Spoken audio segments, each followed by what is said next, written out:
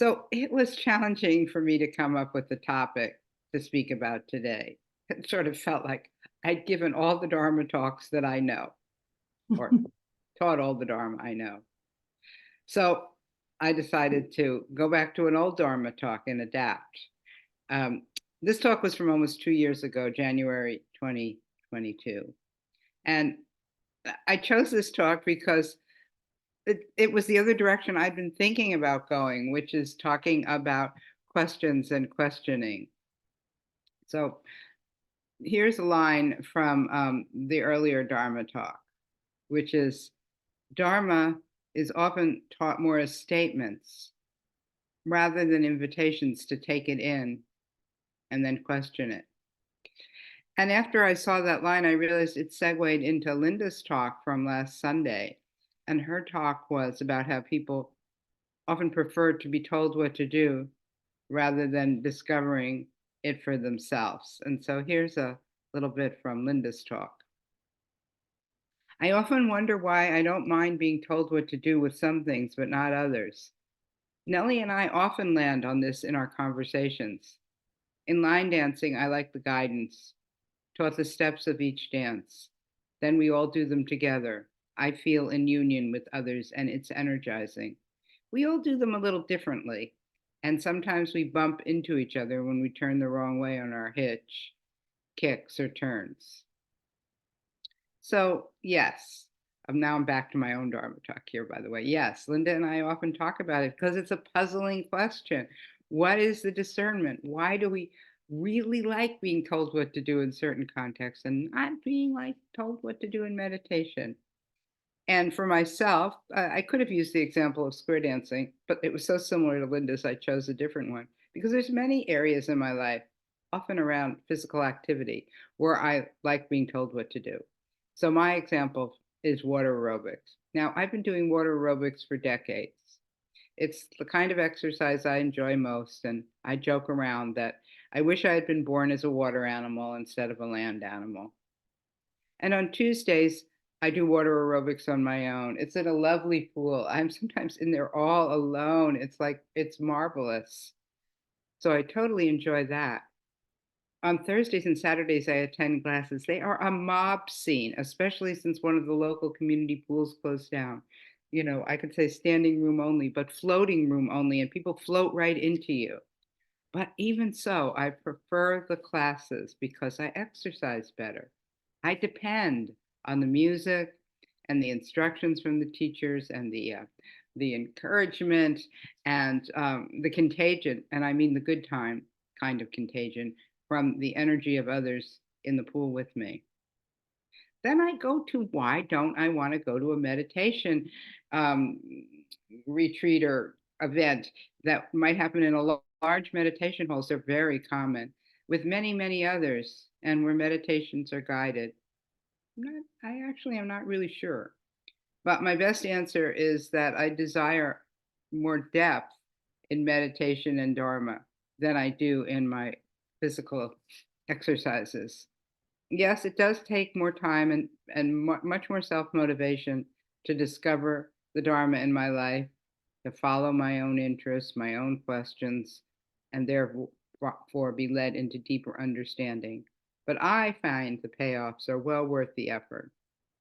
In water aerobics, I just want to get a good overall workout and luck be with me, get a flush of endorphins. I'm really not seeking more than that. So back to questioning. In reflective meditation, we're teaching people to question, not just take in what we're putting out, but question it. And through this process of questioning, with curiosity and kindness, you'll learn more, become wiser about your experience. And also through listening to others, you'll also learn more and hopefully widen the aperture of what you know to be possible in meditation and perhaps in life. Of course, like in water aerobics, we are doing this together, or like in the large meditation halls, we're doing this together, albeit online these days. Um, And there is some kind of good contagion. I don't understand that either, but there is. And then when it's not that we're not guiding you, these Dharma talks are a kind of guidance. And then sometimes we do prompts, and they're even more specifically a kind of guidance, but also with lots of room. And as we've spoken about many times, really the heart and soul of how we teach is through the interview, that which happens at the last 10 minutes on these at this. Oh, now we've stretched it out. Sometimes it happens towards the end at the daily online, and it also happens at most all of our other meditation groups and events. And through this questioning, hopefully you remember more. It's so common. It's a wonderful moment. Oh yes, I just remembered that. I'd forgotten that. And you also learn more about your experience, how you view your experience, and very importantly, how you relate to your experience. Because I often say that's the thing that changes the most, not the content of your experience, but how you relate to it.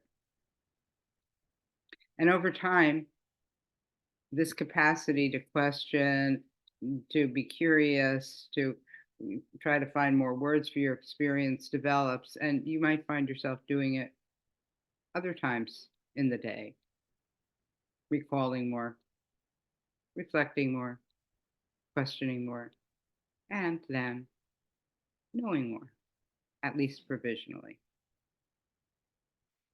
So we want your questions. We want to know your questions, but we're not the experts who will give you the answers to your questions. Um, we might have some provisional answers or some sort of answers, but we also might question along with you. And in this way, develop the question and maybe even discover new questions.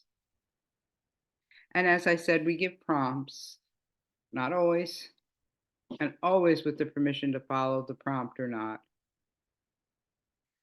We give prompts as an invitation for you to find your own questions, your own prompts. So today I'm going to give you a prompt. And here's the prompt. If you could ask one question about Dharma and meditation, what would it be today? You don't have to, it could change a little later, but just one question. And if you have 10, you can just choose one. Because I'd like in the last 10 minutes for us to say our questions aloud. So hopefully you'll come up with some questions to speak to the group and perhaps to stimulate the group. So why don't you turn off the recording now?